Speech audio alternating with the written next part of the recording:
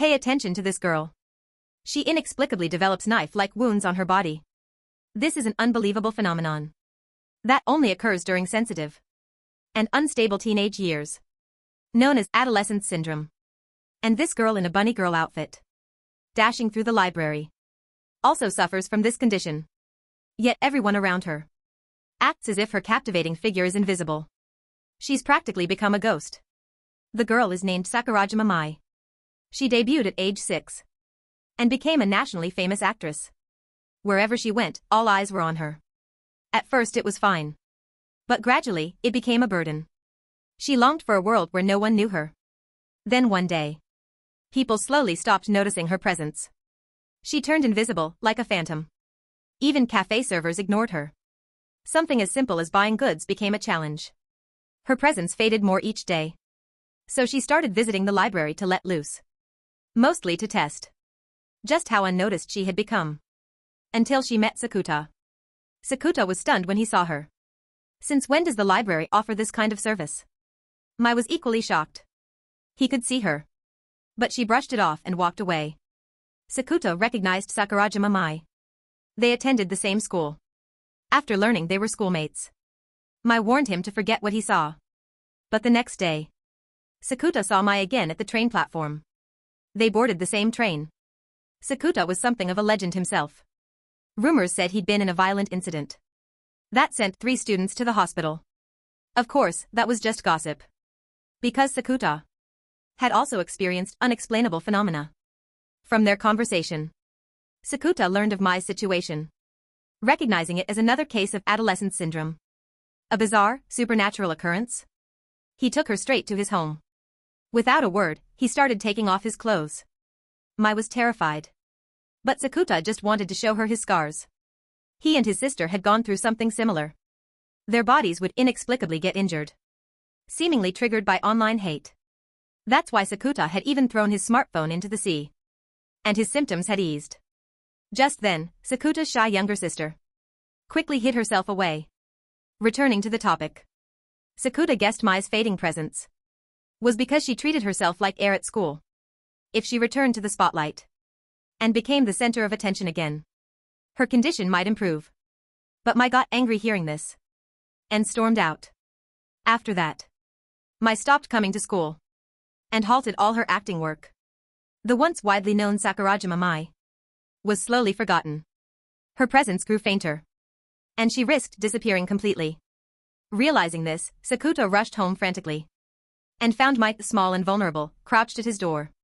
He breathed a sigh of relief. This girl's story is heartbreaking. In middle school, her mother forced her to shoot swimsuit photos. She had to smile through the shoot. In the end, she was just her mother's cash cow. The girl is the star actress Sakurajima Mai. Because of this incident, she fought with her mother and quit all acting to get back at her. Gradually, she faded from the public eye, and her presence kept diminishing. Even worse, a strange phenomenon occurred. People slowly stopped noticing her existence. Even objects she touched turned invisible. The male lead wanted to test if he'd turn invisible too. Really, he was looking for an excuse to get close. But he didn't turn transparent. Sakuta understood. Mai still loved acting. He encouraged her to return to the stage. But Mai felt he didn't truly understand. Sakuta actually knew everything about her past. He'd gotten the information from a reporter by trading something of his own. When her secrets were exposed, Mai slapped him hard.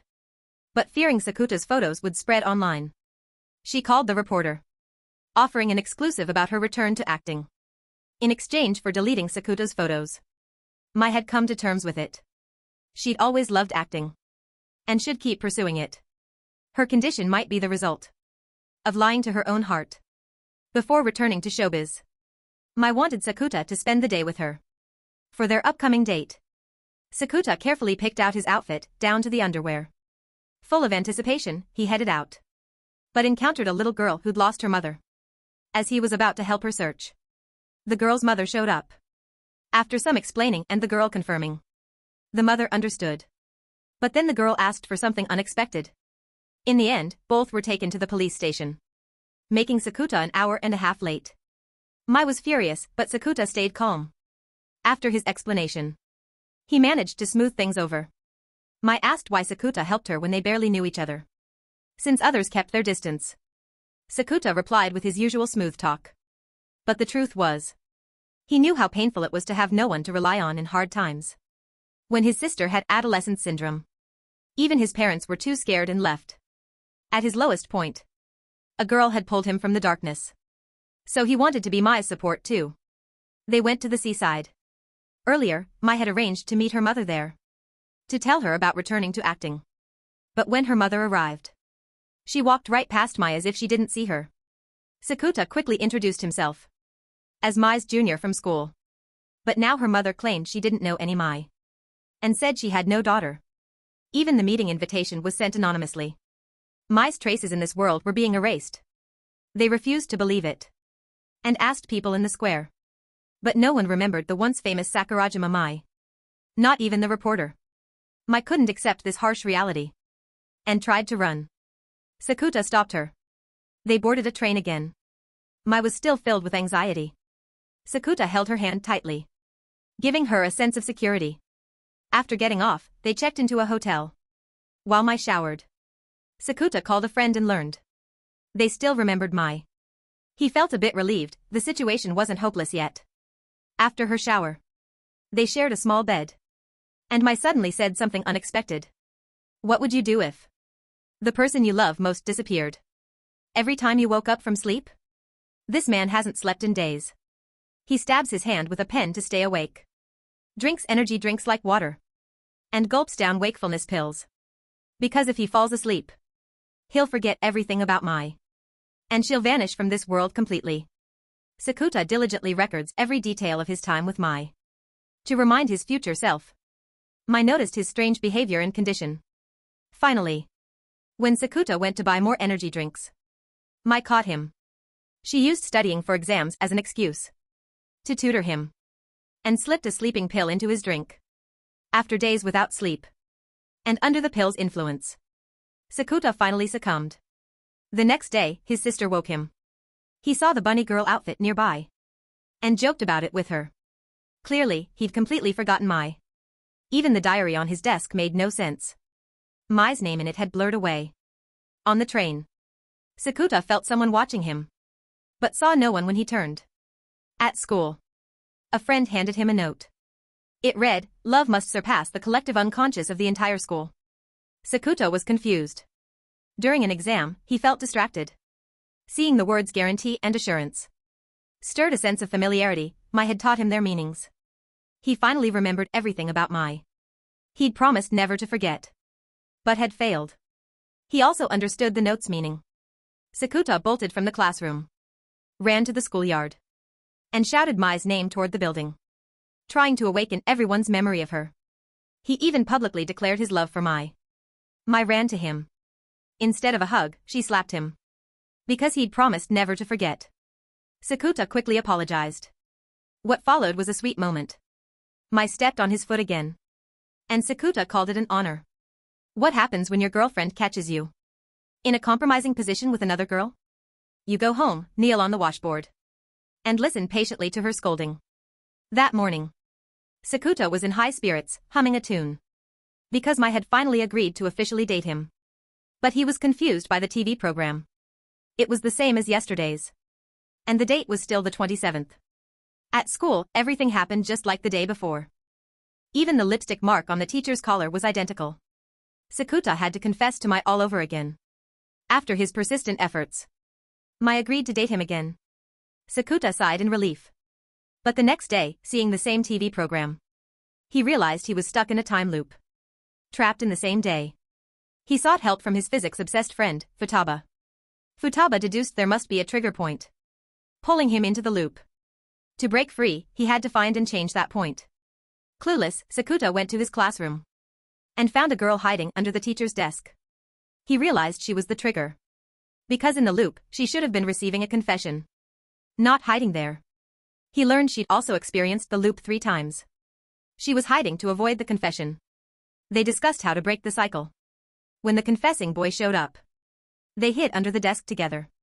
But accidentally knocked it over. Ending up in a compromising position. Just then, Mai walked in. and saw everything. Sakuta thought it didn't matter since the loop would reset. But the next day, it didn't. It was the 28th. Sakuta was stunned. He called Futaba, demanding she build a time machine. Obviously, that wasn't possible. Because of the incident. Their classmates thought Sakuta and the girl were dating. And the girl, Koga, didn't correct them. She asked Sakuta to pretend to be her boyfriend. To maintain the misunderstanding. Sakuta initially refused. Not wanting Mai to misunderstand further. But when Koga said she didn't want others to think she was always alone. Sakuta remembered his sister felt the same fear. He reluctantly agreed to keep pretending. Koga then asked him to go on a date with her the next day. To convince her friends. Back home, Sakuta worried about explaining to Mai. But thinking of the date. His inner pervert felt a thrill of anticipation. After a shower, Sakuta saw Mai's commercial on TV. Then the doorbell rang. It was Mai. Sakuta kneeled properly. After hearing the whole story. Mai was understanding and forgave him. Sakuta was surprised by her generosity. But Mai still sensed he was hiding something. Sakuta was smooth as ever. But Mai didn't let him off easily. He confessed the truth. Koga was afraid of being confessed to by a senior. Because her best friend liked that senior. She feared her friends would distance themselves if they knew. Leaving her with no place to belong. She didn't want to be seen as always alone. Mai found it silly. But since Sakuta brought up his sister, she let it go. Such a wife is hard to find. Sakuta was grateful. But Mai still made him show sincerity. Sakuta instantly understood. Mai took out an outfit she'd worn in a shoot. And gave it to Sakuta. He thought it was a love token. And reveled in the moment. But Mai said it was for his sister. Hoping she'd dress up and feel like going out. Touched, Sakuta went to get his sister. Only to find she was already outside the door. Though still shy, she politely greeted Mai. The sister looked adorable in the outfit. And slowly warmed up to Mai. Sakuta was grateful Mai could connect with his sister. But Mai changed the subject. To Sakuta and Koga. Hoping their fake relationship wouldn't turn real. Sakuta earnestly declared Mai was the only one in his heart. Clearly, he missed her underlying concern. Pretending to date Koga. Made Sakuta feel guilty toward the senior who liked her. He asked friends for negative gossip about the senior. To ease his conscience. He discovered the senior had a girlfriend at another school. Sakuta instantly felt better. He arrived on time for the date. And Koga soon showed up. Dressed cute and youthful. Sakuta complained she wasn't wearing a miniskirt. But forgave her for showing some leg. They acted like a real couple. And Koga enjoyed herself. They took photos to remember the day. Koga then shared her past. And showed Sakuta old photos of her plain, nerdy self. She'd moved from Fukuoka due to her father's job. To fit in and avoid being isolated. She learned to style herself. And became who she was now. Sakuta sensed her unease. She wondered if this was her true self. Sakuta reassured her. That who she was now resulted from her efforts. And as long as she was happy with herself. There was nothing to regret. This guy is living the dream. At night, a sexy senior tutors him. By day, a cute junior goes on dates with him. And the date was approved by his wife. To help the junior. Sakuta pretended to be her boyfriend. But rumors started spreading at school. People whispered she had a messy private life. And messed around with many guys. The senior who'd been rejected mocked Sakuta. Sakuta learned this senior had spread the rumors. He wasn't having it. He feigned a move, then kicked the guy down. And planted his shoe on the senior's face. After that, Koga's eyes held a new light when she looked at him. A girl in a bunny outfit. Tutoring her boyfriend. Gently swaying her ears to keep his eyes glued on her. The guy found it strange. What sleeping position led to such a dream?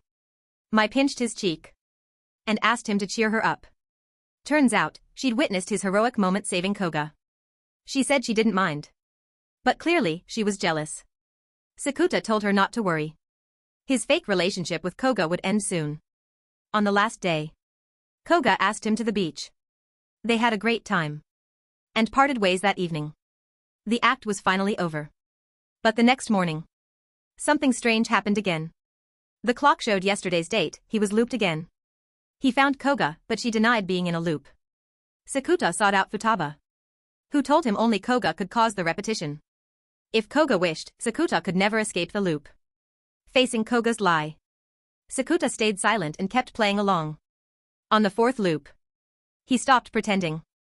His feelings for my wouldn't change. No matter how many loops. Rain suddenly poured down. Koga's soft sobs were drowned by the rain. She'd tried to end the loop gracefully. But after Sakuta saved her, she'd fallen for him. She feared losing even their friendship. And couldn't let go. Koga finally confessed everything. Her heart felt lighter. The next day, Sakuta woke to find time back to normal. It turned out the loops were a simulated future. Caused by Koga's adolescence syndrome. But different from the simulation. During lunch with Mai that day, Sakuta asked her how she saw him. Afterward, everything followed the simulated future. Even exam questions were identical. But Sakuta wondered why only he and Koga experienced the loops. Futaba asked if they'd had any deep connection. That evening, Sakuta tilted his umbrella toward Mai as they shopped. They saw a little girl sheltering a stray cat in a box with a red umbrella. Sakuta picked up the cat and offered to care for it temporarily, telling the girl she could visit if she wanted to adopt it. The girl saved Sakuta's number and gazed intently at him. A $6.50 spread might just win a girl's heart. On the first day of school, a girl forgot her lunch. The only food truck was packed. Just as she felt hopeless, a boy handed her a chocolate bread. That simple act made her fall for him. Even when he got a girlfriend later, she kept her crush hidden. But now, she felt differently.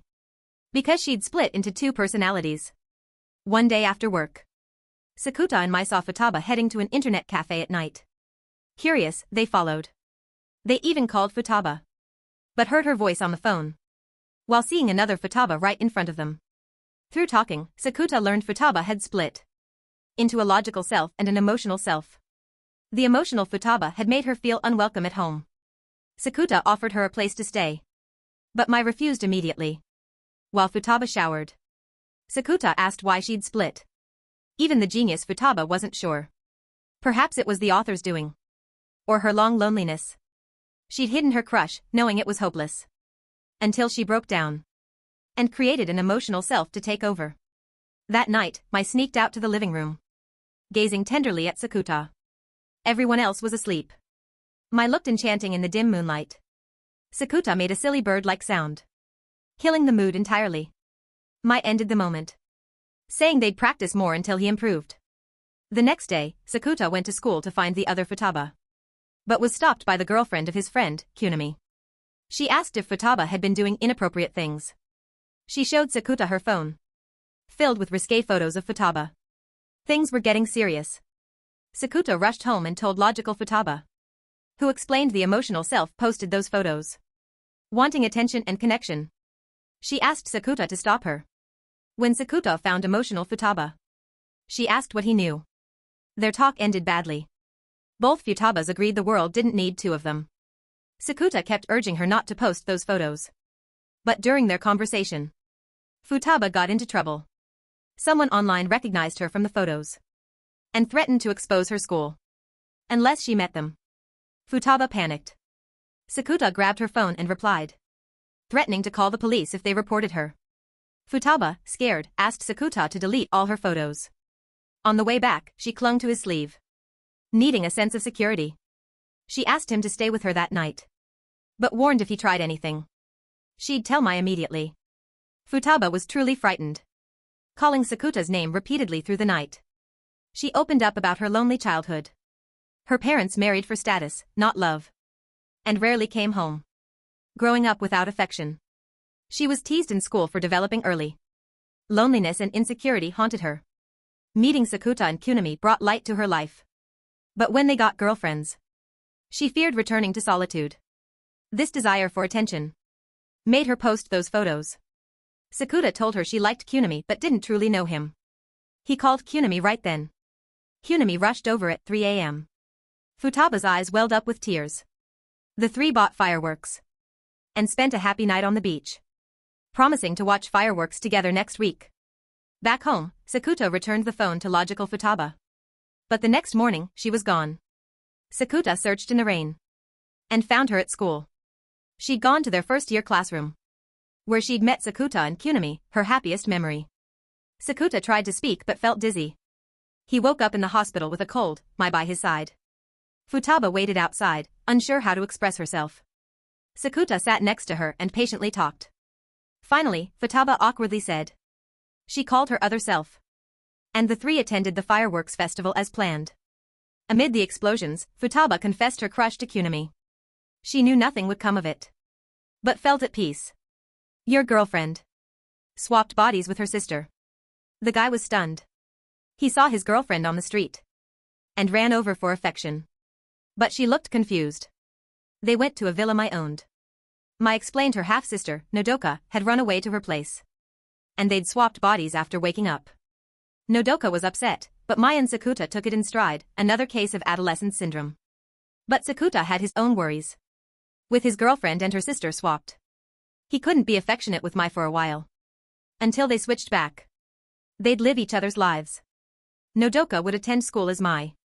And Mai would train as Nodoka. Both sisters were stars.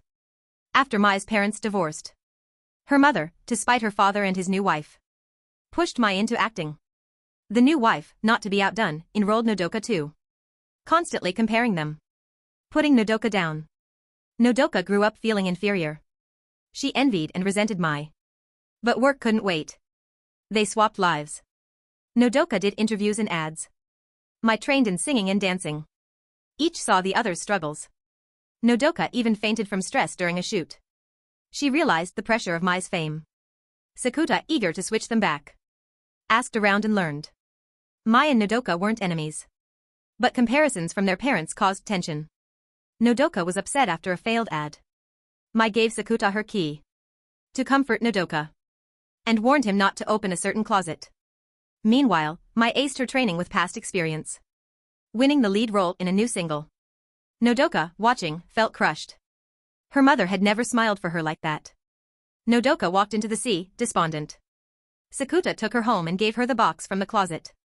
Nodoka trembled, it held all the letters she'd written to Mai over the years. Mai had kept every one. Mai entered and told Nodoka. During her busiest, most stressful times. Those letters gave her comfort. Knowing someone out there cared. Nodoka cried, asking why Mai always succeeded when she worked hard too. A crisp sound rang out, a slap. Mai told Nodoka her mother was proud of her. And worried if she was truly happy. They hugged, crying. And in that moment, switched back. A cute sister. A girl in pajamas clings to her brother as they sleep.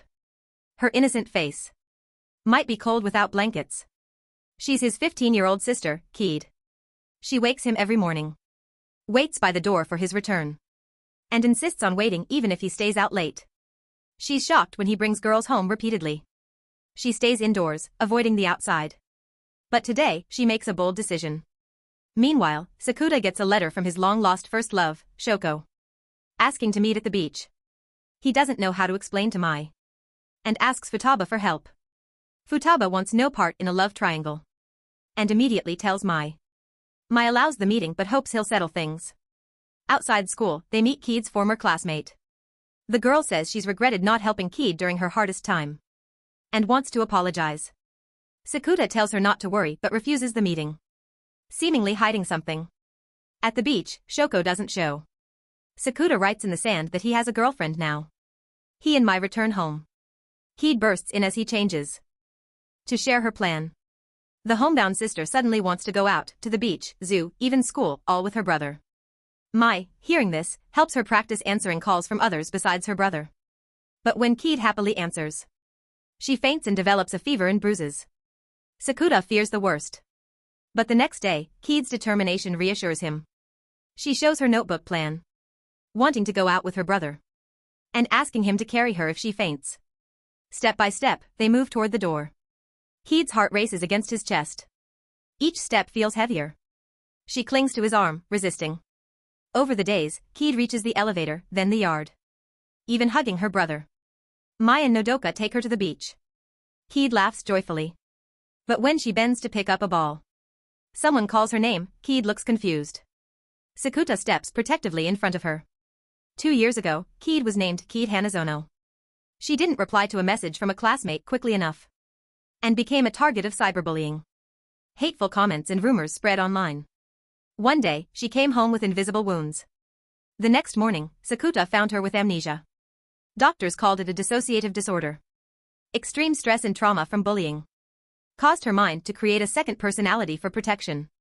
This new Keed acted completely different. From her eating habits to her speech. And kept developing bruises. Sakuta told their mother, who couldn't accept Keed's amnesia and broke down. Sakuta woke with 3 claw marks on his chest. And was hospitalized. No one believed his explanations. Doctors thought he was self-harming due to psychological issues. He couldn't stand the hospital. And ran to the beach at Shikirigahama. There, he met Shoko, his first love. With beautiful black hair and a school uniform. She seemed mature to his teenage eyes. Shoko approached him even when he was cold. She listened to things no one else would believe. And told the indifferent Sakuta.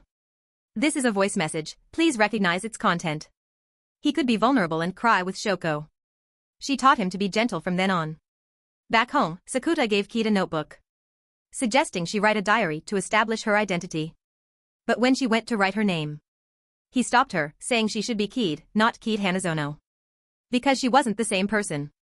Tears filled Keed's eyes, her brother understood. Later, Sakuta asked their father to let him take Keed away. To start fresh where no one knew her. Their father cared for their mother. And Sakuta cared for Keed. He told her everything. Leaving everyone speechless. The next morning, Sakuta saw bruises on Keed's neck. Keed asked about the girl at the beach. Sakuta said she was Keed Hanazono's friend. And gave her a book that friend had borrowed. Keed found a note inside, I still want to be friends with Keed. Tears fell as she whispered the friend's name. Then fainted. An ambulance took her to the hospital. The doctor said her faint might signal returning memories. If her old memories returned, her current ones could vanish. Keed overheard and knew her time was limited. She desperately wanted to complete her plan. Even returning to school. But she froze at crossroads. Students' laughter triggered memories of bullying. Making her legs give way in fear. Sakuta comforted her, saying they could take it slow. Keed yelled, something she'd never done before. At the familiar crossroads. She couldn't move forward, bruises appearing again. Tears fell as if scolding her own weakness. Sakuta felt heartbroken. He promised to help her reach school. And took her to the zoo instead. Keed lit up seeing the pandas. They explored the whole zoo happily. At closing time, Keed waved goodbye reluctantly. Sakuta gave her a yearly zoo pass, a gift from his part-time job savings. Seeing her joy made it worth it. That evening, Keed proudly bought pudding herself. Sakuta took a shortcut home. But Keed froze at a turn. Behind a large gate was a school building. The one she aimed to attend. Sakuta climbed over and helped her up. Saying they'd just look and leave. Keed gazed at her future classroom, relieved. She'd completed her plan. Tomorrow, she'd check off going to school. Under the night sky, Keed's hopeful face shone brightly. The next morning, Sakuta found Keed sleeping peacefully. She woke up and said good morning. But something felt off, her tone was different. Sakuta's mind rang with alarms. She'd regained her old memories. Keed Hanazono was back. Sakuta felt mixed emotions, this day had to come, but not so soon. Just yesterday, he'd bragged to Mai about Keed going to school. Now, her old self had returned. While others saw it as a recovery. To Sakuta, one sister had vanished. And another had returned. Tears welled in his eyes. He stepped out of the room, then ran down the hallway. Memories of Keed haunted him. Rain poured as he ran, chest aching with regret. He'd never see the Keed he promised to protect again. As his consciousness faded, he heard his name. Shoko stood there, drenched. She comforted him gently. Sakuta had many questions but felt numb. He told Shoko he'd failed Keed. Shoko said Keed had loved him and never blamed him. Her efforts were so he wouldn't regret her disappearance. She read Keed's diary aloud. Keed wrote about her fears of vanishing. And her wish to leave happy memories for Sakuta. She'd planned everything so he'd smile remembering her. Sakuta sobbed like a child in the bath. The next morning, a note from Shoko was the only proof she'd been there. Mai called, worried. Sakuta told her what happened. Mai rushed over and saw Shoko's note. Sakuta tried to explain, but Mai felt hurt, not jealous, but guilty for not being there when Sakuta suffered. She left, and Sakuta chased after her barefoot. Mai stepped back, saying she trusted him but regretted not supporting him. Sakuta thought she was jealous and felt lost. That night, Nodoka found him. Sakuta ran to the station. Mai gave him her coat. At 11:59 p.m., he wished her a happy birthday. They apologized to each other under the city lights. Mai regretted not being there for him. Sakuta said her presence alone brought him happiness. This girl can shapeshift at will. Sometimes she's a cute student. Sometimes a mature woman.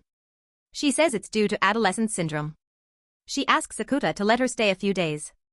Torn between his girlfriend and first love, Sakuta sat stiffly. He'd quickly finished dinner and left. Shoko said she needed a place to stay, since her adult form would scare her parents.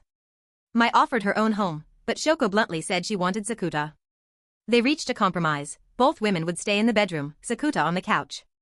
The next day, Mai woke Sakuta in black stockings. He cheekily asked for a kiss. Mai rolled her eyes, but Shoko rushed in for a good morning kiss. Weak but determined, Sakuta took Keed for a checkup.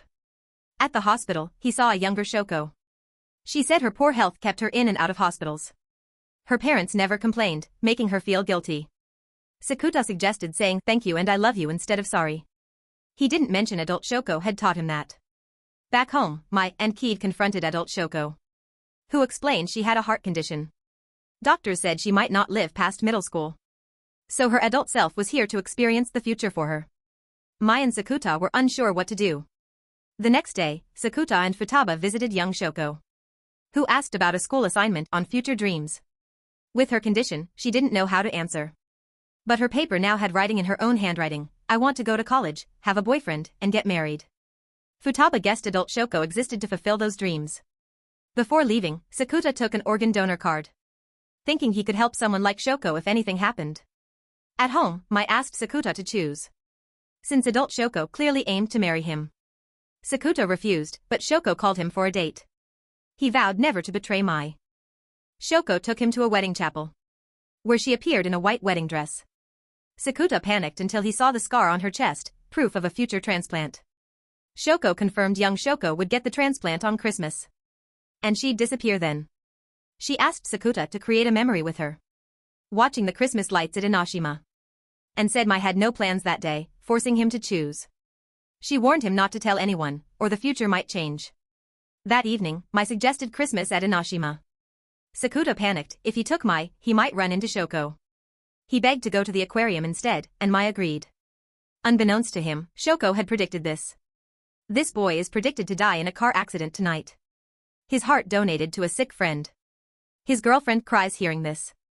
Enraged, Sakuta kicks the author, grabs the pen, and rewrites his fate. He visits Shoko at the hospital and finds her having a heart attack. As she's rushed to emergency, he feels chest pain and vision blurring.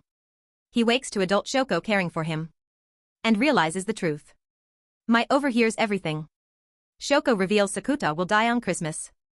On his way to meet Mai, his organ donor card falls out, and Shoko miraculously receives his heart. She came from the future to change this. She tells them to stay home on Christmas. Young Shoko still has time. Knowing his fate, Sakuta becomes withdrawn. He worries about his father and sister. Futaba deduces what's happening and tears up, adding to Sakuta's burden. Sakuta tells Keed to be independent. Mai takes him to reminisce, but he talks like he's accepting death. Mai breaks down crying. Sakuta never imagined her in such pain. He finds Shoko and says he wants to live, to stay by Mai's side. The next day, Sakuta visits young Shoko in the ICU. Seeing her fighting spirit, and remembering how Shoko supported him in his darkest time, he decides to accept fate. He waits by the roadside near the aquarium. But the predicted accident doesn't happen. Seeing Inoshima's Christmas lights in the distance, he understands Shoko tricked him. She knew he wouldn't go with her, so she set the location there. Remembering Mai's words, he realizes the accident was meant to be at Inoshima. Shoko came to save him. He runs toward Inoshima, willing to give his life to save Shoko. A skidding car heads straight for him. He sees Shoko calling out and manages a faint smile. But something pushes him out of the way. He lands on the road, unharmed, while Mai lies in a pool of blood. This is the anime's climax. The boy is predicted to die in a car accident tonight. His heart donated to a sick friend. As he accepts his fate, his girlfriend pushes him out of the way and is hit instead. Sakuta can't believe his eyes. Even the doctor's words don't reach him. Mai's mother slaps him, demanding he bring her daughter back. Walking in a daze, he hears Nodoka's blame for not protecting Mai. At home, Shoko is gone too. He feels he's lost everything. The next day, his friends find him catatonic. They take him to Futaba's place. Since Mai's fame will draw media attention, Sakuta can't bear to watch Mai's funeral on TV. Or answer calls from family and friends. He wanders the streets, begging for someone to save Mai. But no one answers.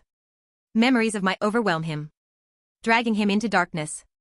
Then, a figure in loose clothing appears. With a gentle smile, Shoko, but older and calmer. She places a hand over her heart, saying Mai's heart saved her. Mai had also signed an organ donor card. She takes Sakuta to the school infirmary to send him back to the past. Sakuta says he has no special power. Making one person happy was his limit. Shoko understands, tears in her eyes. Sakuta notices a wedding ring on her hand. This isn't the Shoko he knew, but Shoko Makunohara from another timeline where they married. In that timeline, Sakuta still regretted losing Mai. So Shoko came to help him find closure. As Sakuta drifts to sleep, he asks her to tell that timeline Sakuta to cherish her and make her happy. Shoko's tears fall on his hand. He wakes in the past, on the day Mai died. But he's invisible to everyone. Remembering Shoko's advice to find someone who can see him, he tries wearing a bunny suit to get attention. But no one notices. Just as he despairs, a voice calls his name, Koga. She says she dreamed of him helpless at the station and came to check. Grateful, Sakuta asks her to contact his past self, warning him to stay home. But past Sakuta hangs up, refusing to listen. Unable to stop his past self, Sakuta tries to stop Mai instead. With Nodoka's help, he finds Mai before the accident. Tears flow as he embraces her, begging her not to save him. He promises to handle things himself, because he can't lose her again. In the bunny suit, he rushes to the accident site and pushes his past self out of the way. He wakes with the costume's head torn off, alive. But Shoko is gone. He feels no joy, only emptiness. Desperate, he forces the author to rewrite the ending. Nodoka dreams of Mai's accident, making Sakuto realize memories from parallel worlds can transfer as dream fragments. Like déjà vu in a new place. It might be a memory from another version of yourself. He decides to visit young Shoko repeatedly, encouraging her to think of herself. If her adolescence syndrome from the future dreams assignment heals, everything might reset. That night, Sakuta and Mai stay at the hospital. As sleepiness takes over, young Shoko, encouraged by Sakuta, overcomes her syndrome. Time rewinds 3 years. She proudly holds up her paper filled with dreams. But this means Shoko and Sakuta never met. Yet Sakuta still dreams of the girl at Shikirigahama Beach. Through dream fragments, he identifies her school uniform, enrolls there, and relives past events. He often visits that beach, searching for memories, and eventually meets Shoko there. Mai also dreams of the previous timeline and stars in a film about a girl with heart disease, raising awareness for organ donation. Shoko receives a transplant and lives. In the end, both regain their memories. Thanks to the anime's title, Rascal does not dream of a dreaming girl. Memories transfer through dreams. In this moment, they remember everything.